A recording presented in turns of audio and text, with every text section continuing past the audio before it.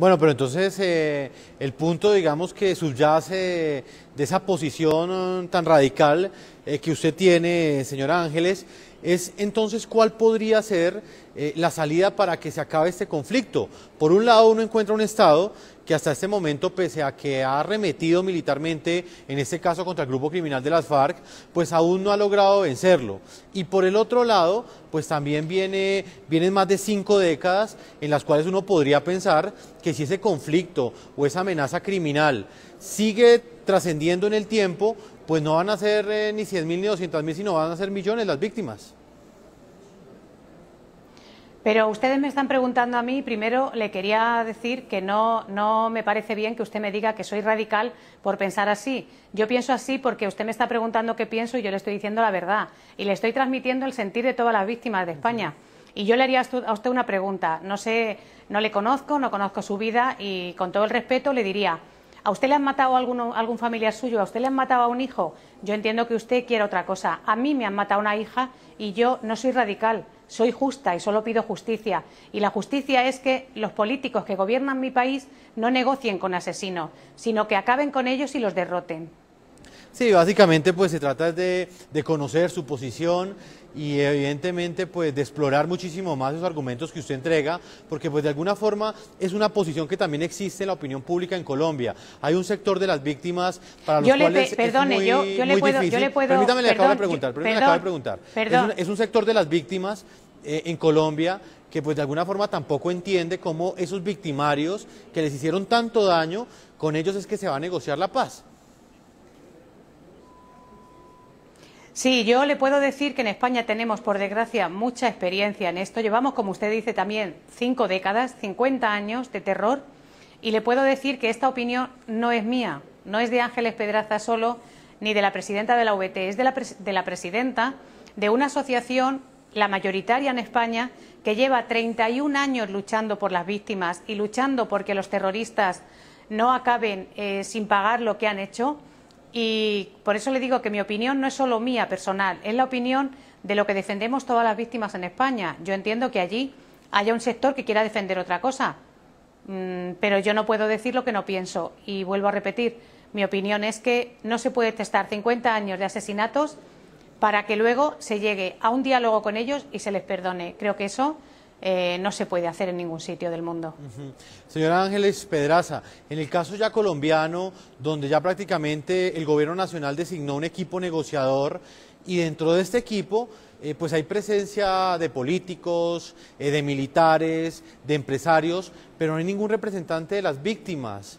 ¿Esto qué significado puede tener en una eventual negociación? Pues mal porque yo creo que las víctimas tienen que estar presentes en todo este proceso. Las víctimas son las verdaderas protagonistas de todo lo que ha ocurrido, porque ellos son los que han sufrido, ellos son los que han perdido a los familiares. Y yo creo que, con todo el respeto, por mucho interés y por muy bien que lo quieran hacer políticos y empresarios, quien realmente sabe lo que ha pasado y el sufrimiento que se está llevando a cabo es de las víctimas. Yo creo que ahí deben de hablar las víctimas y se debe escuchar la voz de las víctimas. Señora Ángeles Pedraza, desde Madrid, España, ya es presidenta de la Asociación de Víctimas del Terrorismo de ETA en España. Es importante pues conocer su percepción, la hemos consultado porque es una arista de la opinión y de alguna forma lo que usted manifiesta en esta entrevista también hace parte, digamos, de las preguntas, de la incertidumbre y de la preocupación que hay en un sector de las víctimas del terrorismo en Colombia. Muchas gracias por esta entrevista. Muchas gracias a ustedes. Nos vamos a una primera pausa comercial en el programa La Noche. Ya continuamos con nuestro tema de hoy, el debate sobre el proceso de paz en Colombia desde la mirada de las víctimas.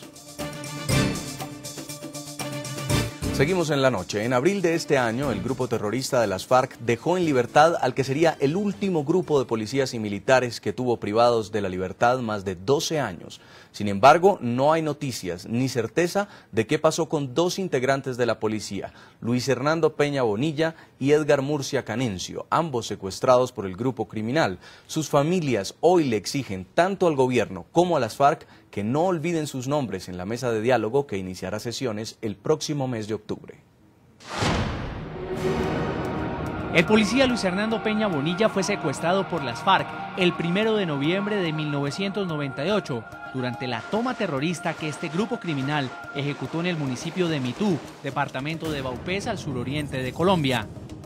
De la suerte de Bonilla solo se conoce el relato del subintendente Armando Castellanos Gaona, uno de los rescatados el 2 de julio del año 2008 en la Operación Jaque, el operativo del ejército colombiano que liberó a Ingrid Betancourt, 3 estadounidenses y 11 miembros de la fuerza pública. El subintendente Castellanos asegura que Peña Bonilla fue fusilado por las FARC. Nosotros estábamos todos reunidos con los señores políticos, la doctora Ingrid, todos. Y había un compañero de nosotros, el intendente Hernando Peña Bonilla, tenía problemas psicológicos. Y pues le pareció fácil a Martín Sombra y al Mono Joita la orden de fusilarlo. Este intendente hoy, hace más de 5 años, lo fusiló la guerrilla.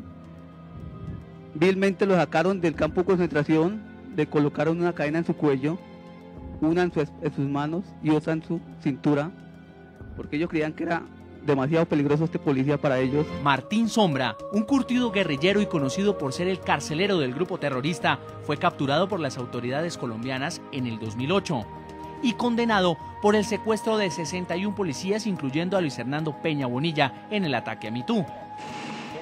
Noticias RCN de Colombia entrevistó en prisión al considerado carcelero de las FARC y esto dijo sobre la suerte de Bonilla.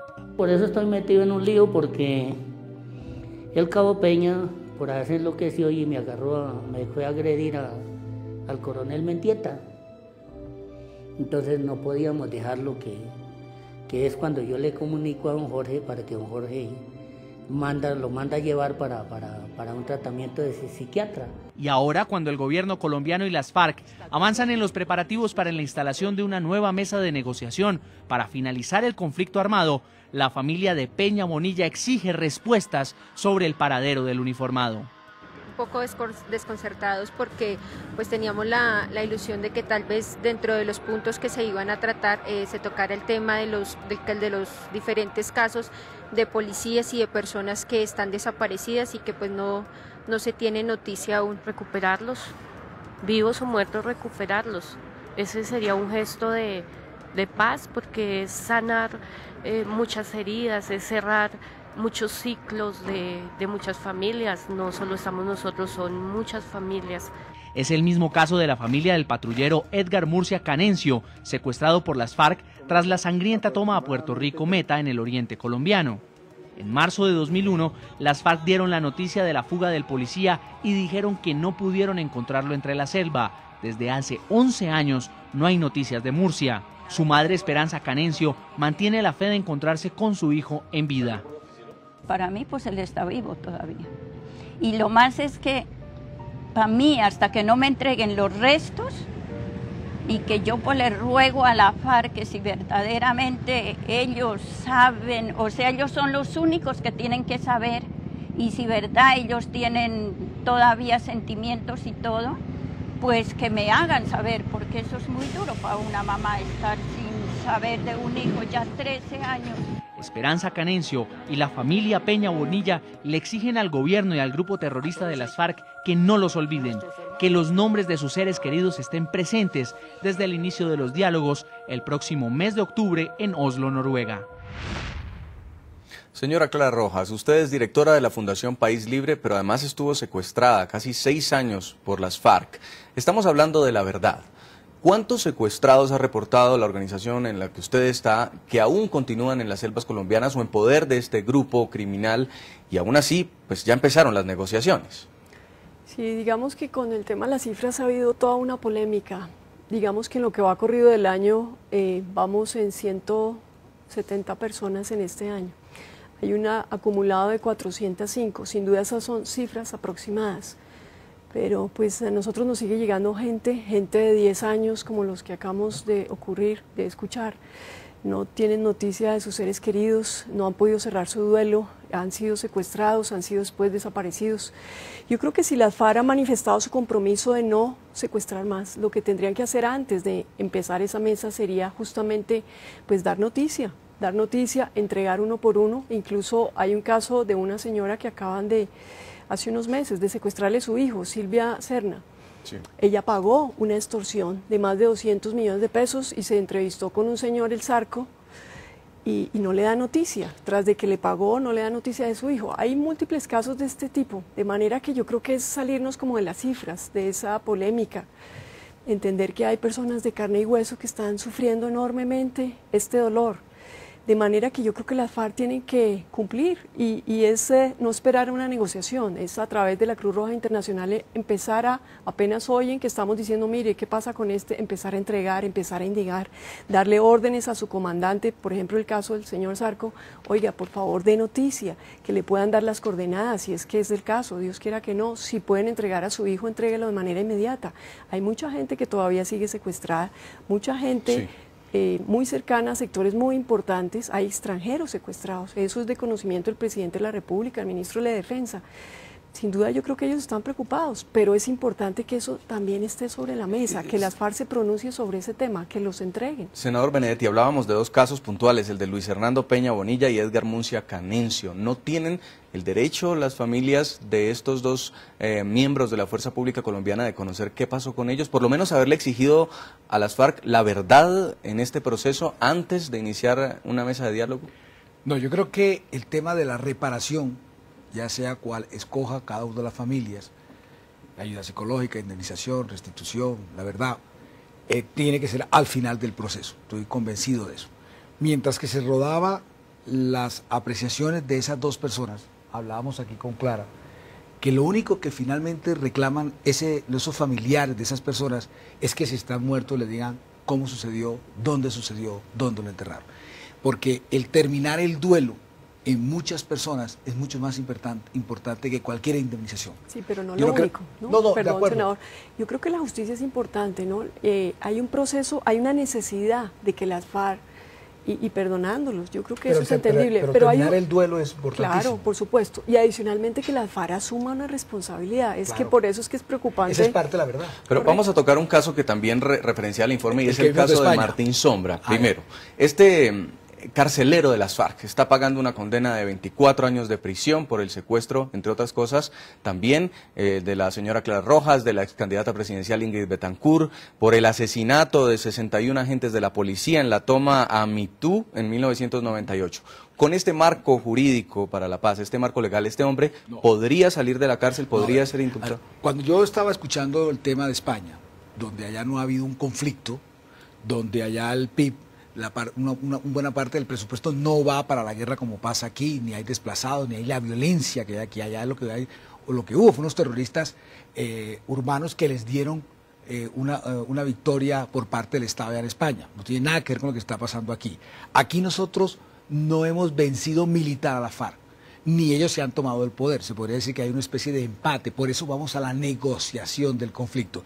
Pero este señor Martín Sombras, claro que fue derrotado militarmente en la operación más exitosa. Ese señor no tiene por qué entrar en ese marco jurídico o en esa reglamentación para lo indulto, perdón, amnistía, lo que después se vaya a negociar, porque usted y yo todavía no sabemos eso, del gobierno seguramente sí, pero le insisto, nosotros no hemos derrotado militarmente a la FARC, por eso vamos a un conflicto, y este señor Martín es al contrario, es casi que emblemático de las victorias que tuvo el Estado contra esa guerrilla. Y señora Clara Rojas, este hombre, alias Martín Sombra, también está pagando 9 años por lo que habría sido el secuestro de su hijo que nació en cautiverio, su hijo Emanuel. ¿Usted estaría dispuesta a perdonarlo en un caso tal, haberlo en la sociedad civil reintegrado, incluso desmovilizado o haciendo parte de la vida política colombiana? Sí, mire, esa es una pregunta muy difícil porque ya está en manos de la justicia. Yo pienso que es dejar que esos procesos sigan adelante. Lo que es bien importante entender es que la justicia es importante. Yo creo que eso es un punto, un mensaje que hay que enviar a la sociedad colombiana. Y si justamente queremos la reconciliación, necesitamos de parte de los victimarios que ellos asuman una responsabilidad. Yo pues discrepo muy cordialmente del senador. Yo pensaría que esa participación de las FARC sobre aclaración de qué ha pasado sí debería ser al principio, incluso no debería ser objeto de negociación. Ellos ya se comprometieron a no secuestrar más, empiece a liberar, que no sea el tire y afloje de los demás temas que sin duda serán más difíciles. Cuando usted dice liberar, es liberar la verdad, ¿dónde están? ¿Qué no, sucedió? liberarlos es entregarlos físicamente. Estamos hablando desde que o sea, yo le entendí la pregunta a usted y eso era con base en las víctimas. ¿Cuándo debía ser esa reparación? Yo decía que tenía que ser en la tercera fase.